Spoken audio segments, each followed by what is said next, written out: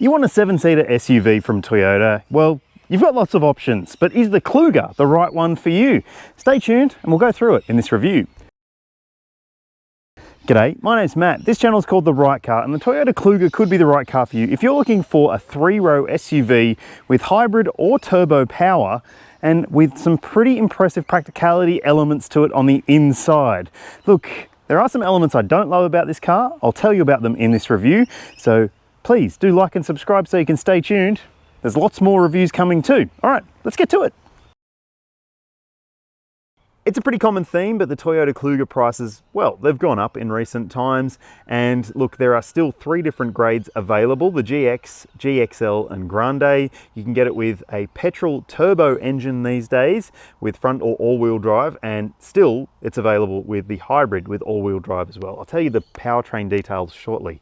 But just know that the entry-level version, the GX, which is this one here, comes with a decent amount of equipment. It's not necessarily gushing with stuff, but it does have some nice inclusions like LED lighting. You've also got 18-inch alloy wheels. You miss out on roof rails, have to step up to the GXL for that. You get cloth trim on the inside, an 8-inch touchscreen media system with wired and wireless Apple CarPlay and wire-connected Android Auto. You've got a leather-lined steering wheel. You've also got 3-zone climate control with vents into the 2nd and 3rd rows. So it does have the family element ticked.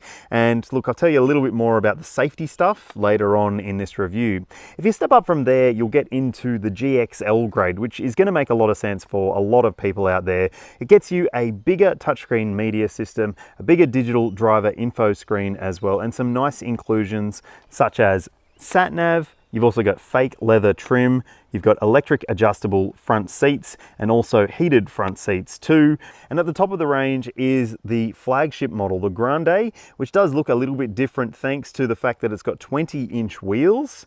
Yeah, they stand out quite a bit. It's also got slightly different LED lights, and on the inside you'll tell it apart by the different trim elements used. You also get cooling for the front seats, memory settings for the driver, and also heated 2nd row outboard seats too. So it does have a few more features, panoramic sunroof, all that sort of gear. So if you're willing to spend up to $80,000 before on-road costs, it could be right for you, but that seems like a lot of money to me. Now I'm going to tell you some of the best alternatives to the Kluger. The first one, and the best pick in my opinion, is the Kia Sorento, just about to be updated with a new look and some new tech as well, but still retaining a petrol V6, a diesel with all-wheel drive, and a hybrid and a plug-in hybrid as well. So it's got the most diverse mix of powertrains in any vehicle in Australia. So that's pretty cool in its own right. Now, that's if the plug-in hybrid continues on. Hasn't been the biggest uptake on that model. But still, I reckon it offers a lot of space, a lot of practicality, long warranty, and decent value for money. It's about the same sort of pricing as this car, but with plug-in hybrid tech at the top spec, not just hybrid. So yeah, that might suit your needs. And another option that you might want to also check out, if you are maybe looking at the more budget versions of the Kluger, is the Mazda CX-8.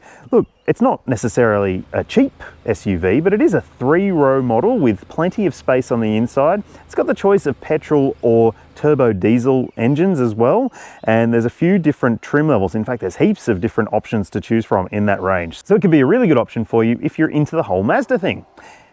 Maybe also check out the Hyundai Santa Fe, which comes with a petrol V6 and also a 2.2 litre turbo diesel. These are the same powertrains you'll find in the Sorento, and there's a hybrid version of the Santa Fe too, no plug-in hybrid though. So it offers a few different options for people who are looking for different choices when it comes to their 7-seater in terms of powertrains, and it does have a pretty decent look on the inside and on the outside. I like it, but the new generation model looks even better in my opinion. It's baller. It looks really sick. So I'm looking forward to that one. I think it's going to be a game changer in that segment. Which would you pick? Would you pick something different? Let me know in the comments. One thing I'll say about the Kluger is that it doesn't look all that new. It looks a little bit old, a bit outdated to me, but you tell me what you think in the comments. Look, it's about 5 meters long, so it's not the biggest 3-row SUV. In fact, it's on the compact side for this type of vehicle, but it does have a pretty sizable boot. Let me show you. Because this is the base model one, it doesn't get an electric tailgate. If you step up to the next model up, you do. And then if you step up to the top model, you also get a kick sensor for the tailgate, which will be welcome if you're the sort of person who always has their hands full. Most parents do, it seems. So let's talk about boot space in here. Now, there is plenty of room with the third row seats up. As you can see, the number on your screen shows that you can fit a fair amount in here. In fact, I'll show you now what I fit, a big backpack and a pram, pretty easily. In fact, look, you might want to take the wheels off your pram or put it in a little bit more safely than I did, but it was just for illustrative purposes. Now, you'll also see what happens when you fold down those back seats. There's plenty of space. Like, this is going to be a consummate family hauler if you do use it as a 5-seater and you want to use big boot space all the time.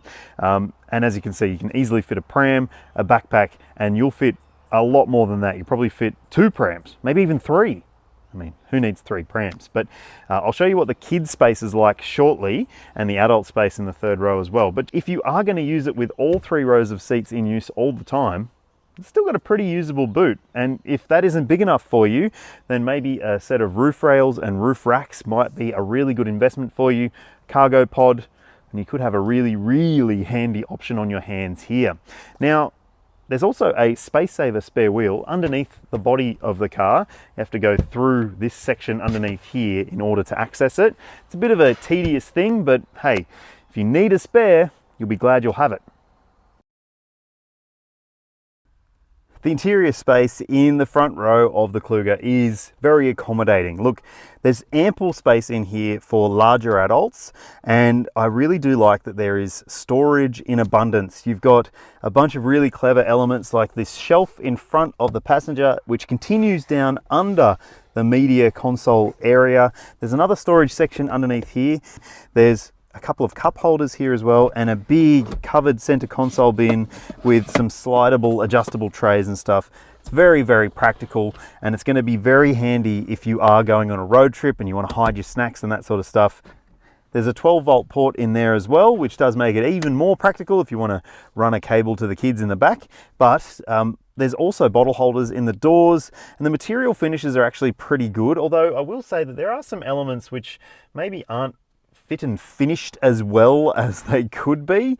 There's this patch up here and this little cover on the steering wheel adjuster as well. They're just a bit loose, and it doesn't really sort of live up to the expectation that I have for Toyota fit and finish. So just make sure that the one that you go and check out, if you go and look at one of these cars, does have as good a finish as it should. Now, some other things that I do really like about the usability of the cabin is the fact that you've got this panel for the air conditioning controls. You don't have to do very much through the screen at all with the air conditioning stuff, which is good to see. You've got fan speed. You've also got little toggles for the rear seat climate controls, so you can control everything from the front seats, which is good to see. Dual zone climate for the front row as well, which is really nice. And it is very simple, which is, you know, really super duper handy when you are ferrying around a Kluger full of kids. Trust me. Now, there's also an 8-inch touchscreen media system in this spec. It's a bit small, looks a little bit old already, and I think that maybe it should have been the biggest screen as standard across the range, but hey, they have to offer some differentiation for you to spend more when you go into the showroom and have a look for yourself. So look, at least it does have Apple CarPlay and Android Auto as well, and it's pretty simple to use, although it does have that same new Toyota software thing where some of the menus are a bit more hidden than they should be. What isn't hidden is this big digital instrument display. It's not the biggest display, you've still got dials either side of it, but you do get a fair bit of information on that center screen too. And I like that all the controls on the steering wheel are logical as well. Everything is logical, that's Toyota's game, right? The materials, like I mentioned, are pretty good. It's not necessarily special feeling, but I don't think it's supposed to be at this kind of money. If you want special, you spend more. All right, let's check in the second row. Righto, so this is the second row, and I'm sitting behind my own driving position. Heaps of knee room, heaps of foot room, lots of headroom, and look, this is a very accommodating second row space. I'm 182 centimeters, 6 foot, so bigger than average for an Aussie male. What's good about it is that you can slide the seat forward a little bit as well, or a lot if you need to. So you can allow those in the third row even more space if they need it. And look, there's also a clever folding mechanism to this. I'll show you that in a sec, but first I want to tell you about the child seat situation. ISOFIX points in the window seats, 3 top tethers as well. And one other thing I really like about it is that it's got ceiling mounted air vents. They have a nice amount of direct ability to them as well. There's controls down here for your fan speed and your temperature as well. There's also a couple of USB-C ports, map pockets on the seats too, and a flip down armrest with a pair of cup holders in there, bottle holders in the doors. So pretty much your accommodation is well sorted back here. Now, the smaller portion of this seat is on the curb side. So if you are going to fit a forward facing or rearward facing child seat on this side, which is where most people fit it, it just means that your youngsters, if you're putting people into the third row, will have to access it from this side. So let me show you how you do that. Okay, so there are 2 different ways you can do it. You can slide this down like that and then slide forward, or for whatever reason, if you want to, you can lower this bit down and then slide it forward so you've got a flatter surface to climb in. Maybe that's so you can go like this and get into the third row. So in the very back row, I'm just going to adjust this seat in front of me so that it's in a position where I would be comfortable to sit in front of myself, and I would be comfortable to sit here too. Look, comfortable is relative. My knees are hard up against this seat, and that would be, well, just enough room for me in front. So it's not necessarily the most accommodating third row in this sort of SUV space, but also it doesn't have the most accommodation for occupants in the back. So what I mean by that is there are no child seat anchor points in this third row. Unlike some of the other SUVs I mentioned in my alternative section of this video, some of those do offer third row child seat points. So if you're expecting the most practical 3-row SUV you can get, Kluger's not going to be it, I'm afraid. So there's also a pair of cup holders on the wheel arch here, and another pair over here as well. No USB ports in the third row of this version, but you do get directional air vents overhead, which is good to see too. So look, it's okay, but it's not fantastic. Oh, one other thing though, you can adjust the seat backs so you can offer a bit more recline or a little bit more comfort. Let me show you on this one so you can see for yourself. So yeah, you could lounge back here if you really wanted to. It used to be that the entry-level versions of the Toyota Kluger were powered by a petrol V6 engine, but that is no longer the case. Now, under the bonnet of the entry-level versions is a 2.4 litre 4-cylinder turbocharged petrol engine. You'll see the power and torque outputs on your screen now. They are pretty good. It's less power than before, but a lot more torque than the V6 had, and torque is effortlessness, and that old V6 was not effortless. It was a bit of a wring the neck kind of job. But this one is a lot more easygoing when it comes to getting the power down to the ground, although it doesn't have the best tyres. I'll tell you a little bit more about that later on. It comes with an 8-speed automatic transmission, and it does have front-wheel drive as standard, or you can option it with all-wheel drive. It costs a few $1,000s more. So if you're going to drive on loose surfaces like snow or sand or gravel, it could be a better option for you to choose the all-wheel drive one. Now, if you need all-wheel drive but you want hybrid, you're in luck, because the 2.5 litre 4-cylinder petrol hybrid version of the Kluger maintains a fair amount of power and torque. There is no combined torque figure because Toyota doesn't state one, but it does have heaps of power, and it is definitely up to the task. I've driven the hybrid extensively in the past. It comes as standard with a CVT automatic transmission. Obviously, it's got a battery pack and electric motor thrown into the mix as well. And it's all-wheel drive, so it's actually got more than one electric motor. It's got one at the back axle as well. So it could be a really good choice for you if you know you need all-wheel drive and you know how good Toyota hybrids are. All right, so is this turbo version any good? Let's go for a drive and find out. I don't usually start the driving section of a review talking about the tyres, but it's the most pertinent issue in the Kluger GX's case because the Toyo open country rubber on this spec, pretty rubbish. In the wet, I had this noticeable moment the other day where I was just approaching a roundabout. It wasn't teeming rain, it was just damp. And the whole front of the car just pushed straight on, complete understeer for a moment. And I was just like, if you're not accustomed to that, if you don't know what to do in that situation, you're going to freak out. That's just really, really not good. And they're also terrible when it comes to getting you away from a standstill without screeching the tyres. Look, I know that there's 420 Newton meters going through the front axle. That's a lot. But even so, these tyres, well, they'd be a very easy upgrade, I would say, to the drive experience in this car. Because otherwise, look, I think it's not too bad. I think there's elements of it that are actually pretty good. I like the way that it steers. I like the way that it behaves itself in corners, if there's grip. And yeah, it's just a matter of being able to have the traction that you need, and also that the surface below isn't slippery. So yeah, new set of tyres would instantly make this a better family SUV, in my opinion.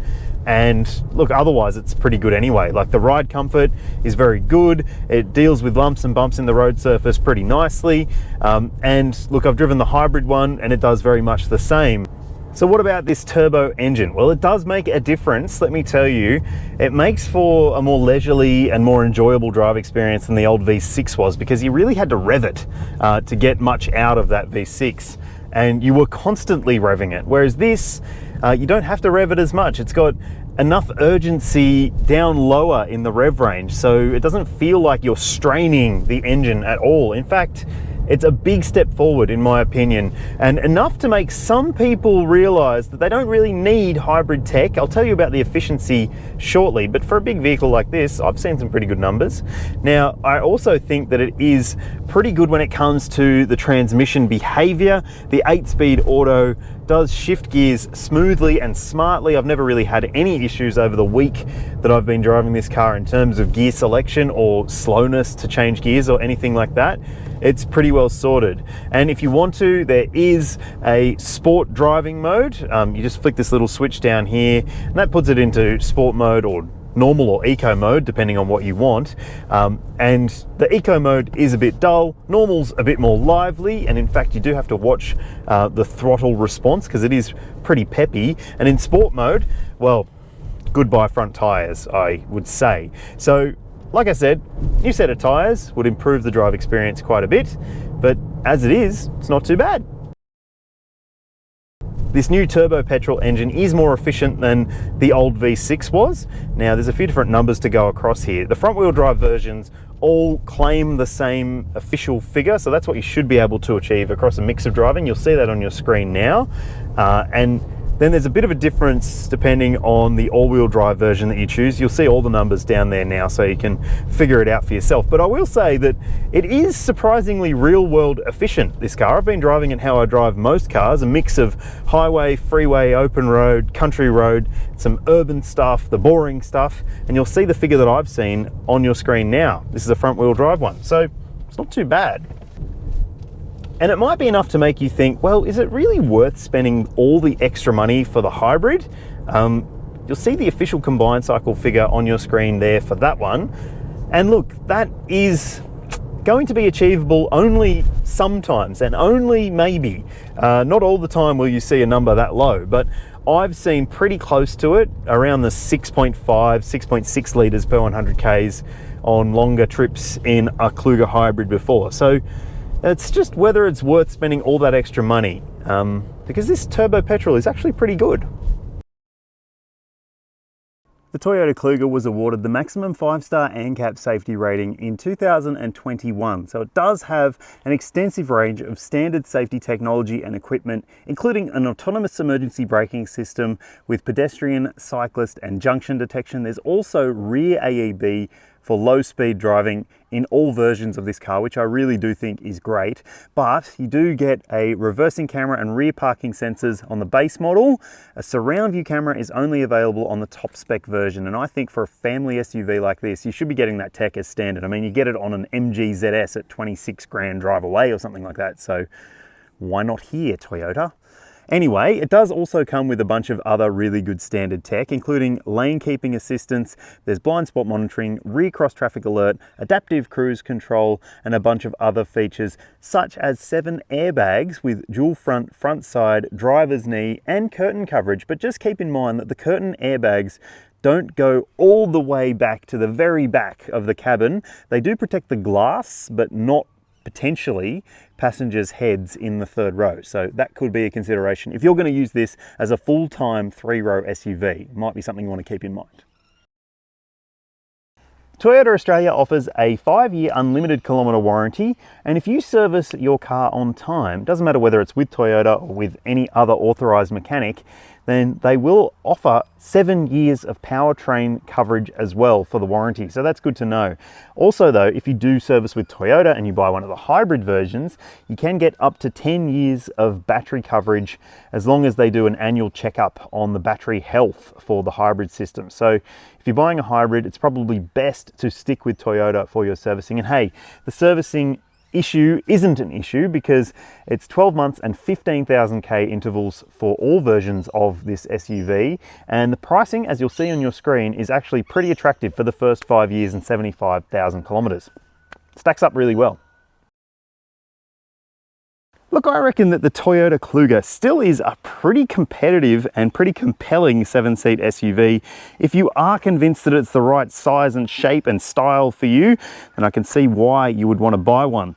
Would you choose the turbo though? I was more impressed with it than I thought I would be, but then again, I think that the hybrid is going to be the most appealing to most people, although it is a whole lot more expensive when you consider it. All right. Tell me what you think in the comments section below. Would you choose this, one of its rivals, or something completely different? I'd love to hear from you. And if you haven't already, please do like and subscribe, and I'll see you in the next one.